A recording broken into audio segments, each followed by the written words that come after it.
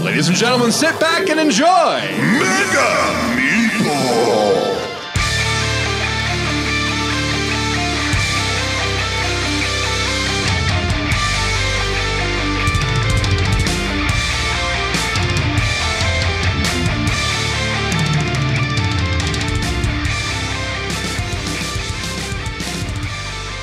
Greetings and welcome to the Mega Meeple, the show all about gamers and the games that bring them together. This is episode 51.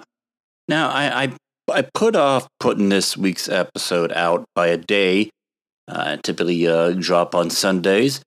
Let's drop it on Monday this week because, well, you ever expect something to happen and you hope something for it to happen?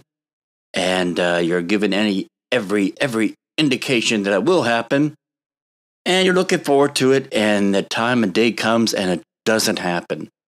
And you told all your friends that this was going to happen, and it didn't happen, and then you look like a fool, and you're disappointed, and crap like that. I have learned to wait until the thing actually does happen to really... and just hold off until that point when it's actually a reality and it's a done deal that I start telling people what it is. So we have a very big announcement in the life and success of the Mega Meeple, and this is coming after what? Well, we just celebrated our 50th episode 1 year last week. So here we are now at our 1 year and 1 week, at our 51st episode, and this is already happening. So what is that thing? Well, I'll tell you later on in the episode. Now, if you follow us on Facebook or Twitter or Instagram, you already know what it is. So for those of you who do not follow us on those social media, well, you're missing out. So you'll just have to wait a little bit longer, and I'll announce it later on this episode. See, this is what you call in the industry as a teaser. I'm teasing you. And it's supposed to... Well, so, yeah, we'll wait. Hey, I've waited a day to put this episode out, past the time that I usually put it out. So if I could wait to do that, you could wait until you hear the announcement. For those of you who don't follow us on social media, and those people have gotten the exclusive scoop on what that is. So anyway, well, what's a lot of stuff going on. This past week, of course, the one thing that is causing quite a bit of stir on both sides of the aisle is, no, it's not Stormy Daniels' lawsuit. Like I've always said, I've always maintained, I play board games that get away from that crap. I'm not going to introduce that into the episode. No, I'm talking about Star Wars X-Wing 2nd Edition. Yes. Think of it, the humanity. Fantasy Flight Games has come out with a 2nd edition to a game. Oh, the pain. Oh. Well, yeah, that this is what FFG ought to do. We came out with Mansions of Madness 2nd edition, which by far was the greatest improvement an advancement in that game. To be clear about it, they come out with recently 2nd edition Android Netrunner. They've got a 2nd edition Game of Thrones card game, stuff like that. Hey people, I hear Fantasy Flight Games is coming out with a 2nd edition of Star Wars Legion. Oh God, can you imagine? Oh, that's good. But I wanted to talk about X-Wing. Now, this game is as I understand it, it's been a while for a while, and there's a lot of just a lot of bit of a clunkiness about it when you get a game that's been out for that long with that much material, with that much content, those that many cards, sooner or later it gets to the point where you're just gonna have to like consolidate things and make things run a little bit smoother and streamline it a little bit better. Maybe there's some things that have come out since its creation that the creators haven't thought of yet or didn't foresee that needed to be addressed. And it's not. This is one of these things that it's not a total and complete reboot. You're still able to play your first edition stuff. The thousands of dollars that you've gotten in over the years for first edition is going to be backward compatible. The thing is, in order to upgrade your current first edition stuff up to the second edition, is you're going to have to get some what they're calling conversion kits. Now, there's a conversion kit for each faction: Rebel, Galactic, and Scum and Villainy. And the thing is, each one of these conversion kits is going to be about $50 each.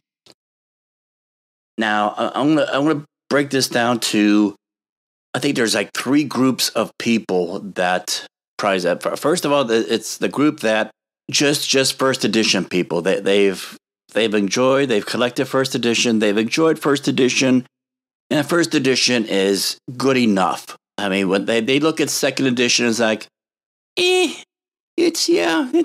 would be nice to have, but I'm not gonna jump at the chance of sinking a bunch of money into this just to be at the same level as everyone else come Gen Con. And there's going to be available at Gen Con and available at wide release retail in September. But first edition is good enough. And then you have the second group, and these are the really balls to the wall, very serious, intense, official tournament playing people. These are like the pros. These are the experts. And of course, they're going to be getting the conversion kits. In fact, the conversion kits is going to be a requirement for them to get if they want to continue that hardball tournament serious, really getting in there and this is life or death type of stuff. They're going to need they're going to require to get the conversion kits to be able to continue that lifestyle and that environment of play. And then there's a third group that I like to touch upon, and that's the group that I affectionately call the FOMOs. The FOMOs are the fear of missing out. These are the people that they hear about second edition. They look at their and up until now, their first edition was just fine. They were happy with it, but the fact that second edition is on the horizon, they look at their first edition collection. It's like, I don't like this anymore. Or it's like all of a sudden, first edition is just not good enough. They have to have second edition just to have the newest, latest, and greatest edition out there. The brightest thing, the cutting edge version. These people, no matter what, they will find the expendable income, and they will buy the conversion kits. They will get all the new ships. They look at that whole X-wing thing where the X-wing S-foils open up into the X form. Ooh, yeah, who cares? It's an aesthetic. Okay, but first you got your X-wing and the closed wings, and then all of a sudden you could open them up. Yeah, whoopie ding. There are movable parts on some other ships, and you know what? I don't get too excited about aesthetics or cool thing about this. As long as the ship stays on the damn stand and doesn't fall over, I'm good with that. And I think you have an idea of what camp I'm falling into here. But the FOMOs, they have to, whether they play X-Wing a lot, they could play it every night. They could play maybe X-Wing once every 6 months. But just that thought that there's a second edition out there just gnaws at them at the back of their brain, and they just can't stand it. They feel they're missing out, and they just have to have that second edition. I'm in the first camp. For as much as I play X-Wing, now I have a pretty good collection of X-Wing stuff. But as much as I play it, I don't need to have my X-Wing S-foils open up to know that it's in attack position. I don't really think I need the whole upgraded cards, graphics. I don't typically need the mechanic of the Force. I don't need to pay $50 for a conversion kit just to make sure that, second edition's the thing now, and now my collection is complete. Now I'm up to date.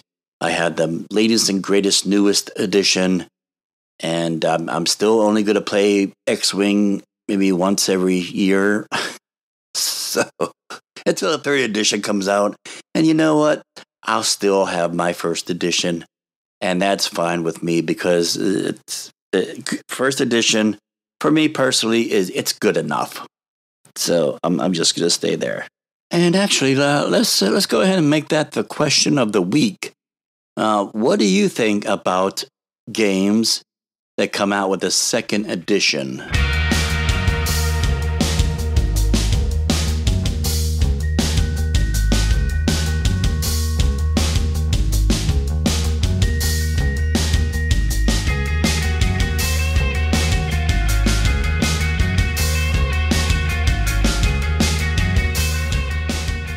The game of Scythe is getting a little baby brother or little child or whatever you want to call it. We got My Little Scythe coming out. They just recently announced official licensed game of My Little Scythe. Now, if you've been on Board Game Geek or or have you seen in a lot of the social media out there that My Little Scythe was basically a fan-made version of Scythe.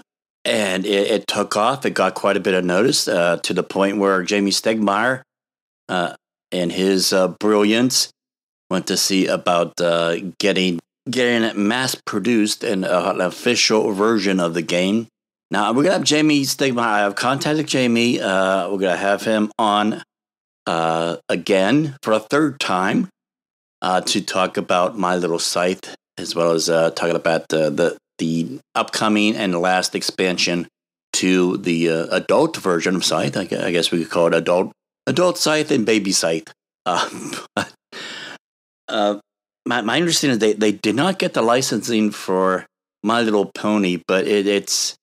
I mean, the name kind of harkens back to My Little Pony, My Little Scythe, that type of thing. But I don't think it was. I don't know if it was like My Little Pony that they were trying to go for. I think they were just trying to go for the a children's light version of Scythe that kids could play as well. But again, we'll have Jamie on in the following weeks or months, and we will get the official scoop from him.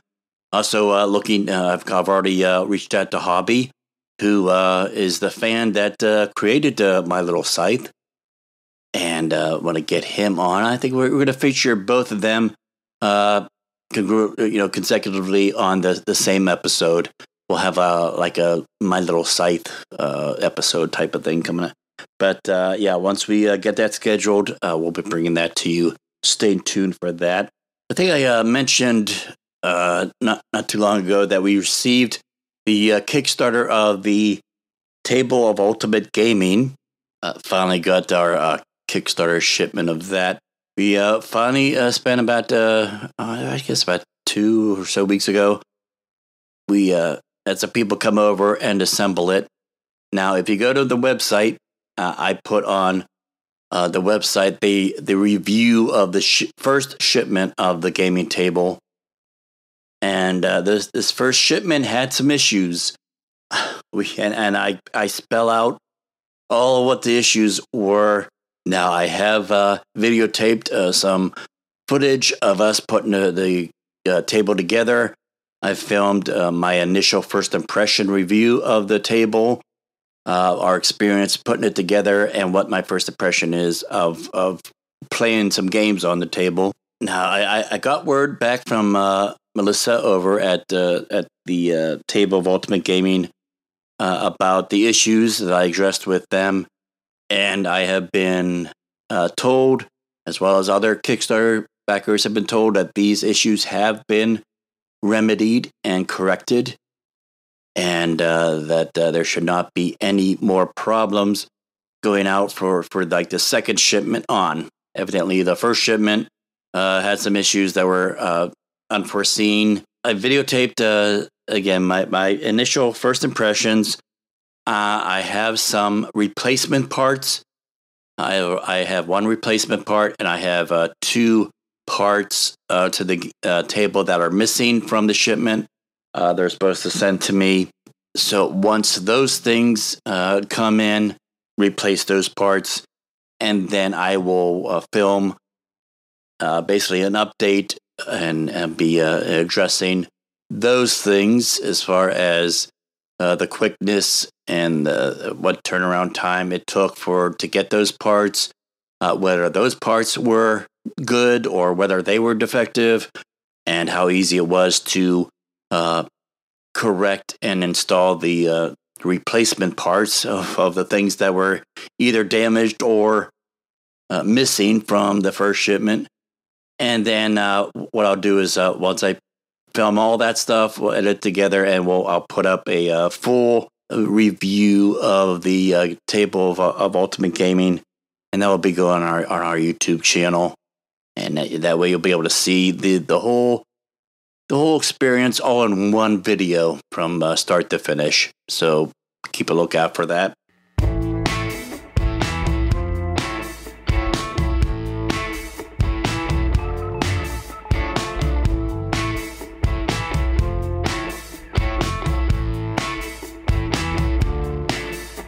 And speaking of YouTube videos, this goes to our announcement for this week in this episode. So the exciting announcement for the Mega Meeple is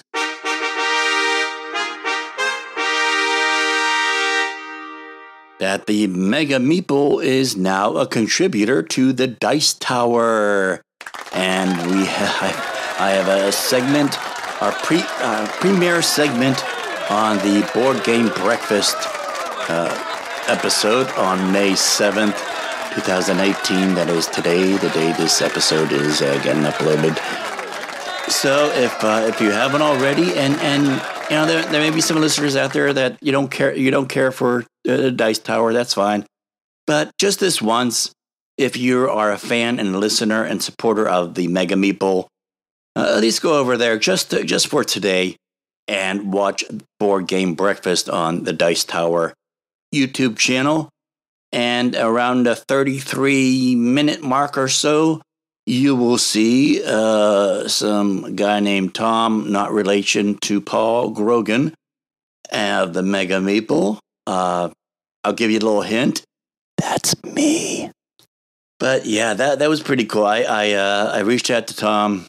What was the process of being considered for both podcast and YouTube stuff? And he said they have enough podcasts right now for their Dice Tower network, but he's thinking about opening that up again, I guess sometime in August or something like that. But he was willing to have me submit an audition video, they called it, to him. And that was it. There was no instructions, there was no guidelines or anything like that. Really no hints on what they were looking for. So I emailed him back and said, well, what do you want? Do you want me to do like an introduction video? Do you want me to do a video of how I got into board games? Or, what do you want? He said, no, he emailed me back. He said, no, I want you to do a segment that you, meaning me, would want to see on the show. So I was like, okay, cool. So I reached out to some other content creators that I knew had some experience with Tom and kind of things that he was looking for, and asked them for advice. And pretty much the main advice that I was given is what I already knew. Basically, good audio, good video, that type of thing. And as far as the Mega Meeple studio goes, I already had that covered. Audio and video equipment and lights and stuff like that. And hey, now I got a gaming table that I could videotape segments behind. So everything was complete. So I just had to figure out what topic I wanted to do an audition tape on. So I basically went back to some of the topics that we covered here on the podcast. And I was like, well, you know what? I want to talk about this topic. So that's what I did. I videotaped everything and put it together and sent it in. And he said a few days later, I got the email back, and Tom was like, yeah, okay, good. I like the topic. He said, here's the thing. I have a hard line 2-minute maximum limit for all new submissions. Is there any way you could get this video to like 2 minutes or less? So I think the initial version 1 that I sent him was a little over 3 minutes. I said, yeah, no problem. So I went back into the editing room and looked at it, and I got it down to 1 minute and 55 seconds. Damn, I'm good. And I emailed that back to him, and he sent me back and said, okay, good. He said, and this was last week. And he said, all right, good, looks good. We'll put it in this week's show, and we'll see what happens. So I guess sort of like a floating a trial balloon type of thing. Just kind of put that out there and see what the response or the interest level is. And I think one of the ways that they could gauge that is if people like it enough, or they comment on that the Board Game Breakfast video, saying engaging, because people could comment on that video, and even though they have like a dozen or so contributors, people can comment on that video and say, well, I liked such or such a person's segment, or I have a comment or a question on this person's segment, that type of thing. So it felt really, it felt exciting. It felt weird to be able to actually see my ugly mug on the dice tower, because this is something I never really thought. I thought it was like, no way in hell that I'm going to be featured on be part of a Dice Tower network, the Dice Tower video on their channel or anywhere else on their network. I thought that I had to have like a big, huge audience in order to even be considered. I had to have like a certain, presence in the board gaming community to begin with. But yeah, I thought I had to be like well known enough to even apply. But yeah, I mean, and this too just speaks volumes of the open, welcome attitude and atmosphere of, I'm not going to say all, because we've addressed that in previous episodes as well, as far as exclusivity and stuff like that. But for the most part, the majority of the gaming environment and community is very welcoming.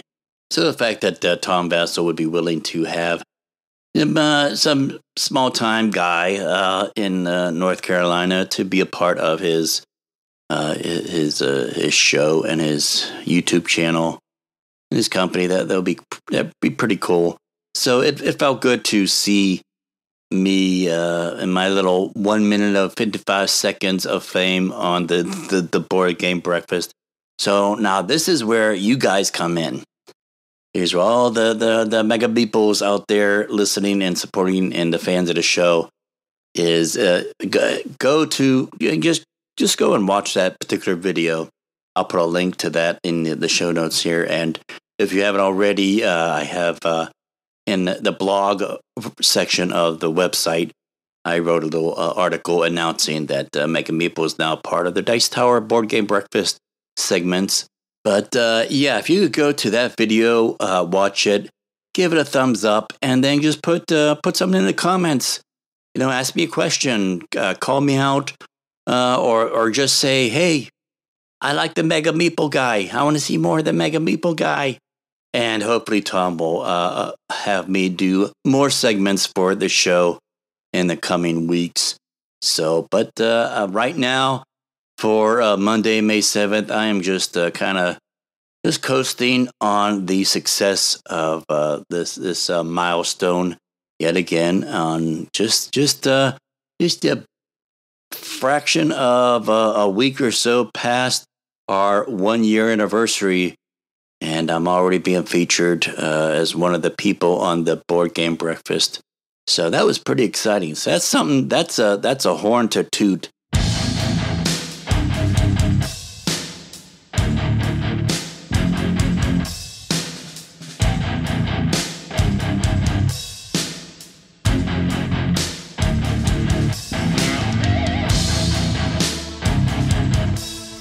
Guest this episode is Mark Gnade, talking about Maximum Apocalypse. It's a very successful Kickstarter. So let's go to that interview right now. All right, welcome back to the Mega Meeple, and you know the format. We have another successful Kickstarter that just funded, and we have with us Mike Gnade. How you doing, Mike? Good. Thanks for having me. Well, thanks for coming on. And first of all, congratulations on a successful Kickstarter with Maximum Apocalypse, Gothic Horrors expansion. Thank you. Yeah, I mean, obviously, it helps when you've been doing it a while, and I've been lucky enough to build off the success of each of my campaigns and typically deliver my games ahead of schedule. So that lends themselves to gaining people's trust, and it definitely gets easier every time. Oh, yeah. And in fact, this particular campaign was less than 2 hours easy, so that's about... It was the first time I could say funded in the first day or funded in... All my other ones took a couple days, so this is the first time I could do like a funded under an hour or, funded in the first day type post. Okay, well, evidently word's getting out, and the trend is starting and starting to get some traction. So yeah, congratulations. So now tell us a little bit about yourself and how you got into gaming. And Sure. I mean, I've always been a gamer. Ever since I was little. So when I was in 5th and 6th grade, I got into like Warhammer and Games Workshop and Magic the Gathering back when it was revised edition. And Fallen Empires was like the expansion. And then, as I got older, I actually moved across country when I was in junior high, which sort of, the politics of being in junior high sort of snapped me out of board gaming. And then I moved back again across country and went to a different high school. So I dropped board gaming, but sort of stuck with video gaming for a while, and was really passionate about that. And I was running websites and covering indie video games. uh-huh. And I went to PAX East however many years ago now, probably 5 or 6 years ago. And I was running around to all these press appointments, interviewing indie game developers and playing their games on the floor. To write up articles for these websites, and my feet were hurting and I was tired. So I made my way back towards the back of that airport hangar that is that convention center. And I discovered all these tabletop games, which they sort of put in the back of the expo hall. Oh. And I sat down to rest my feet and at an empty chair. And someone came up to me and said, "Hey, do you want to demo this game you're sitting in front of?" And I said, "Sure." And it was Ascension, which is a deck building game. And that instantly brought me back to like my days of playing Magic and like building a deck dynamically as part of the gameplay, and like building that engine was so cool to me that I got really into that genre of games for a while there.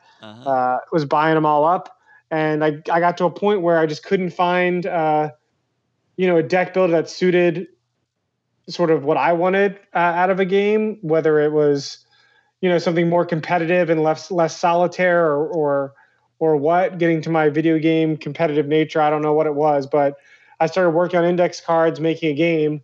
And that's what would eventually become my first game, which I kickstarted, called Brass Empire. Okay. So I was lucky enough to fund that game, and I just sort of did it on the side for a few years and started working on something else, which would become Maximum Apocalypse, and just kept sort of plugging away and building buzz for Maximum Apocalypse for basically 2 years while I worked on it on the side. And then I was lucky enough to have a decent amount of success when I took that one to Kickstarter. Okay. Yeah, that's pretty wild of go to PAX and then just as fate would have it, just not so much probably a game that you were really interested in, but the one game that you sat down just to rest was harks back to your days of playing Magic and how you were able to fall in love with that the hobby once again. Oh yeah, I mean it was, it was amazing. It was something where I think just being older and less concerned about popularity and things like that all helped me. I mean, as soon as I sat down and started playing it, I'm like, why haven't I been playing games? Yeah. Oh yeah, because I moved and did all this stuff. I couldn't keep up with it, moving across country and just the stigma with it and everything, going to new schools. I was just sort of like, this isn't something I want to wear on my sleeve and not something I can be into. Right. And as soon as I sat down and started playing it again, I'm like, oh yeah, I love this. And the only reason I stopped was because I was in middle school and junior high and I was embarrassed by it, Yeah, trying to fit in with the cool kids. Yeah, exactly. Well, yeah. Well, at the time of this recording, you had for the Got the Cores expansion, you had a goal of 14,000, and just blew that right out of the water with just shy of 140,000. Yeah, so, we're getting up there. I think we'll surpass the first one, which was 150. So I'm hopeful that the expansion will actually do better than the original. Okay. I think it helps that on Board Game Geek we've got a lot of good reviews and stuff from people who got their games and are happy with it, and we have a lot of returning backers who came on day one and sort of blew it out of the water. So okay, those are all good things as well. Sweet. Well, for those of us like myself who kind of missed the boat with the original core box, I don't know what the hell I was doing, what rock I was living under at the time, but I mean, the first one did launch against Gloomhaven, so okay. that first campaign with Maximum Apocalypse was a rough road. That's a pretty big rock to be living under. So. Yeah. Well, tell us about the original core Maximum Apocalypse, the core box. How was that created, and what was the idea behind that, and how did that get developed? Sure. I mean, it started sort of after I was finishing up Brass Empire, which is a very competitive game.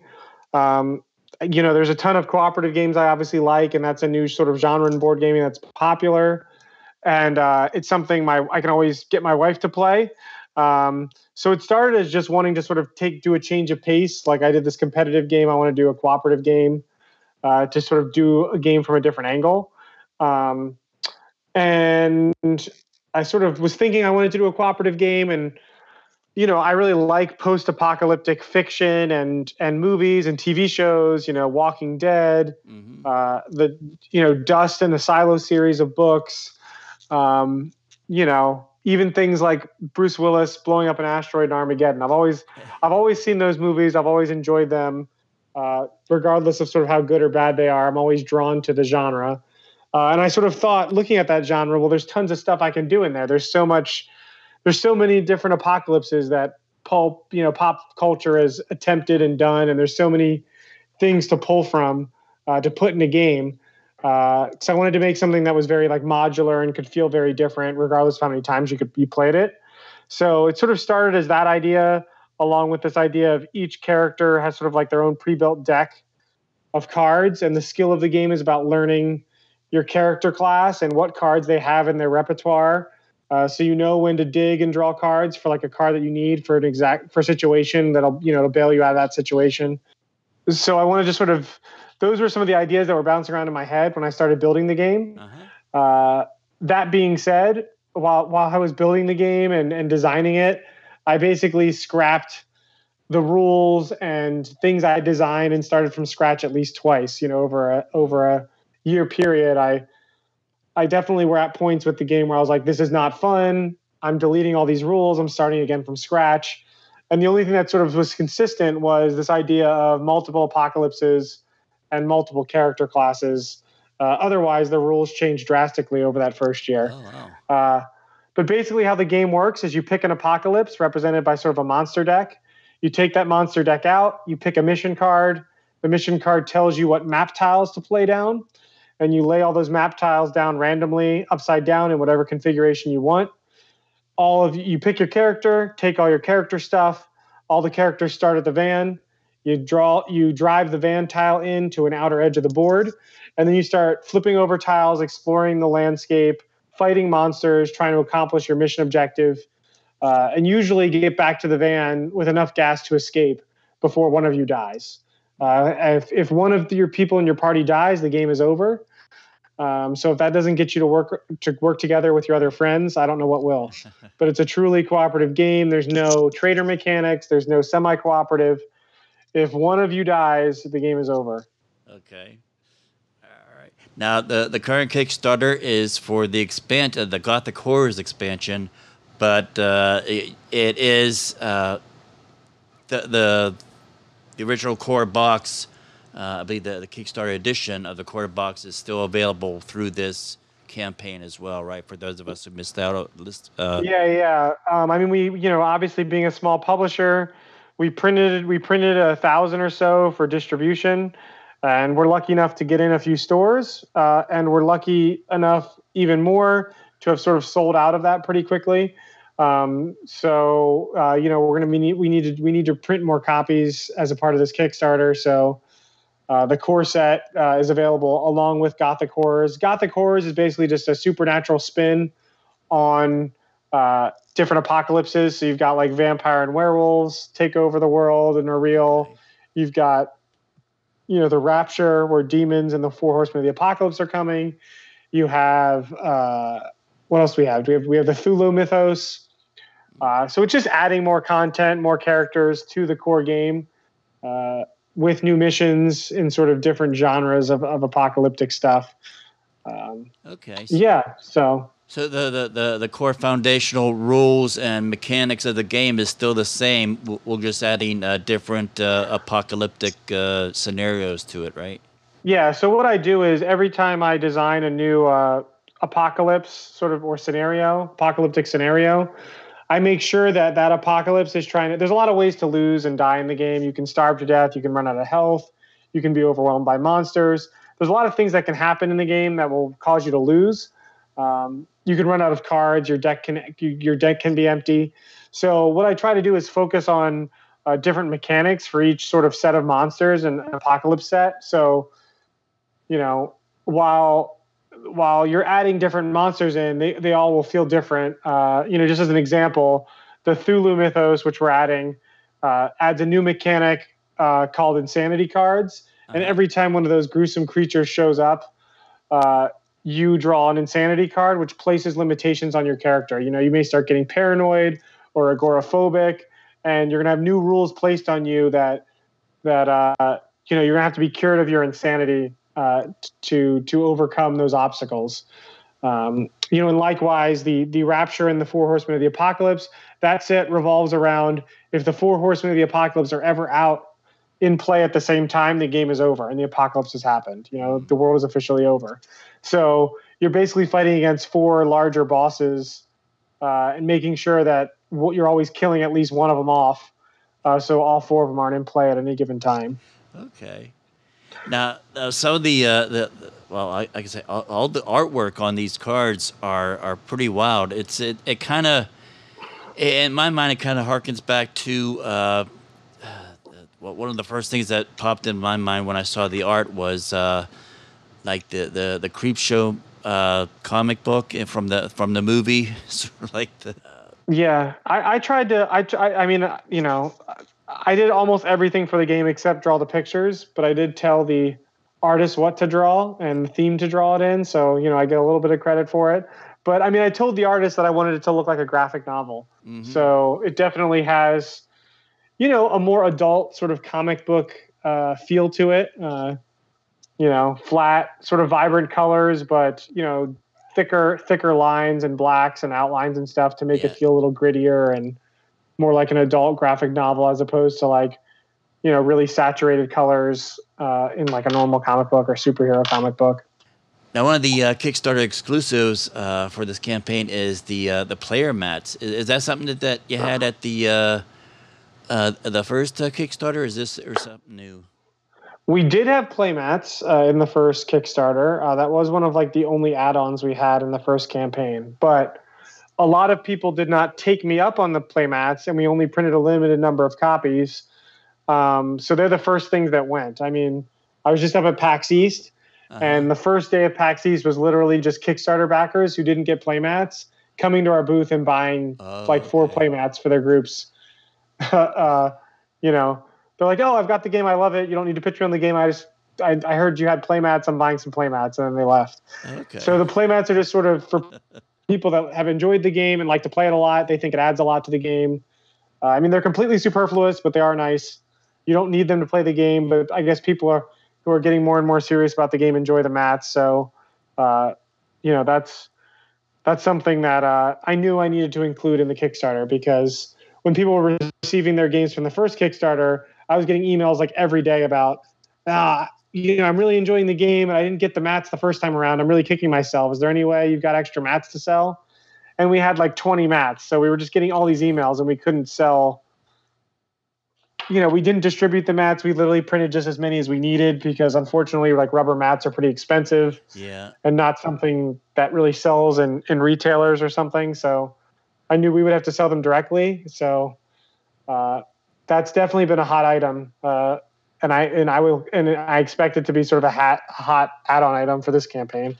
Yeah, definitely. So there's quite a few tiers here, depending on if you're like me and you just heard about this game, you could go all in, or and also get the original core box. For those people who have already gotten the core box and you just want to get the expansions or upgrade type of things to get, or if you just want to get the core box.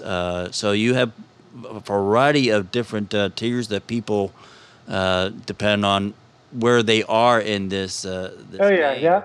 If people are new, they can come in and get everything. They can get just the core box. They can get the core box and all the expansions. If they have stuff, they can just get the new stuff. So we're trying to make it approachable regardless of when you've heard about us. You can get what you want or need or whatever. Okay, excellent. Now, this game or the campaign for this right now ends, looks like it Thursday, April 26th, 2018. That's right. Now, if people are listening to this episode maybe months or so down the road and it's after that date, are you aware if there's going to be a way that doing a late pledge, or can they order the game and the expansions through a website? Yeah, they can definitely. Our website rockmanorgames.com. You can definitely get copies through there for now of the core set while supplies last. If you go to the website page or our website or the old Kickstarter page. We should have a pledge manager and a pre-order system up, in the weeks or month to follow the Kickstarter close. So you'll be able to get a copy of. Hopefully, you'll be able to get a copy if you really want one. If you're proactive about it in the coming months. Okay. I don't see us having an extreme shortage problem. As long as you're willing to wait a little bit, I think you'll be able to get it. All right, Mike. Well, thank you so much. And if people want to find out more about you or Rock Manor Games or any of the other games that you designed, where could they go? I mean, rockmanorgames.com is the best place. It has links to, there's a blog there about our sort of goings on, and then it's got links to all our social media on Twitter and Facebook, etc. So if you want to tweet me any of your questions or message us on Facebook, that works as well. But we're traditionalists, and we prefer that you go to our website first and foremost. So That's what I'll plug. Gotcha. And we'll have links to those things to all those things on the show notes of this episode. Well, Mike, thank you so much. Now, if you don't mind, we like to play a little game with our guests. Just Sure. Has really nothing to do with gaming. Just gives our listeners an idea of just the personality of our guests. And it's called the Mega Meeple Rapid Fire Round. Okay. And I'll just shoot off two things, and you tell me which one you prefer over the other. Got it. Yep. All right. Ready? Chocolate or vanilla? Vanilla. All right. Early bird or night owl? Early bird. All right. Spring or fall? Spring. All right. Cake or pie? Pie for sure. All righty. Checkers or chess? Chess. All right. That's game related. Yes. That's one of the few ones that are able to stick in there. So, all right, Mike. Well, thank you so much for taking time out of your busy schedule. I know. Congratulations on a successful Kickstarter. So, for those of you who have already had Maximum Apocalypse, you want to expand your game, go check out this Kickstarter and the expansions. And those of us who were overwhelmed with trying to get Gloomhaven way back last time, right? It's time to redeem yourself and get the core box along with some additional content that wasn't available initially. So, all right, Mike. Well, thank you so much. And again, congratulations, and looking forward to getting the game and playing it. Great. I appreciate you guys taking the time to talk to me, and hopefully we can meet up at a convention or something sometime soon. Will do. Well, thank you so much for listening and downloading. And if you haven't already, go over to iTunes and subscribe. And while you're there, put out some of that 5-star loving, leave us a happy review. And also, I'd like to thank the people that have notified us that we are also on Spotify and Podbean. And I updated the social media page on our website to have those links, as well as all the other links on that page. We can do the Facebook, Twitter, go to our YouTube channel, Instagram, Tumblr, BGG, Twitter. All the links to those are found on the website. And also, particularly now that we have the gaming table, we're going to be ramping up the video content production of stuff for our YouTube channel. So if you haven't already, go ahead and click on that link on our social media page to the YouTube channel, subscribe, and while you're there, click that little belly icon thing next to the subscribe button, and that will let you know when we upload new videos. And also, don't forget to head over to the Dice Tower while we're on YouTube and like and comment on the May 7th edition of the Board Game Breakfast. If you're listening to this months and so down the road, hopefully I'm still a part of that. But yeah, the name of the episode, it's basically episode number 227, called Dare to Compare. And that is the episode where I am featured, do my little premiere on, along with all the other contributors. I think I'm at the about the 33-minute mark or so. So again, go to that video and just comment on there saying, hey, we want to see more of the Mega Meeple guy. And hopefully you will see more of the Mega Meeple guy. So, but yeah, follow us on all of our social media links. And if you really like the show and you want to see more things, you want to make we're doing good things, but I want to do great things, and I need your help. So if you go to PodPledge, that link is also on the social media page, and support us there. Because something as simple as maybe $5 a month or something like that is enough to really help us out. If you're not able to support the show financially, hey, just letting people know about the show, the word of mouth, referring us to your friends, letting people know that, hey, the Mega Meeple has a podcast, we have a YouTube channel, and oh, by the way, we're we're now a contributor to the Dice Towers board game breakfast segments. So yeah, just let people know about us, because a lot of people out there, when you're just starting out, they just don't know you exist, and it's really on the shoulders of people that do know that the Mega Meeple exists, that listen to the show, that follow us on the Facebook and Twitter and stuff like that, just to share and to retweet and just spread the word out there. It really helps us cast a wider net, so to speak.